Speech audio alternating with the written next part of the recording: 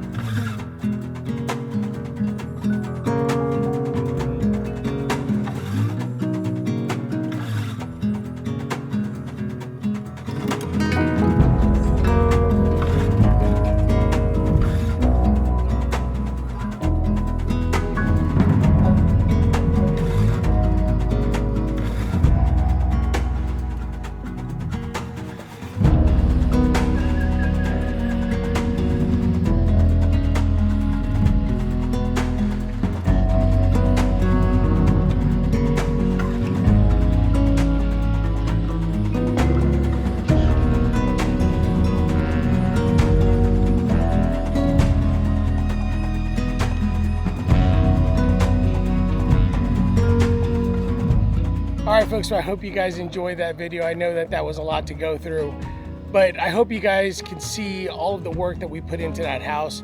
And with this property, it's a little bit bigger. It's about 5 acres. And I know that we have at least 5 years of work to do if we stay here that long. For those of you that know me, you know that I like to buy new houses on a pretty regular basis, but we're really excited about this house. And I know that we have a lot of work to do. The fortunate thing is that most of the stuff on the inside is already being done by the builder, but the outside is really going to be mine to deal with, and I'm super excited about that. Nancy and I have spent a lot of time talking about some of the things that we want to accomplish here, and we can't wait to share that with you. But for now, be patient, keep watching our shorts as we show the progress of as we finish up this house. But we will get back to being outside here shortly, especially in the fall. I think we'll finish at the exact time where we can really start getting some things done. But we look forward to sharing those things with you. Thank you so much for sticking around to the end of this video, and we hope to see you all soon. Have a great one.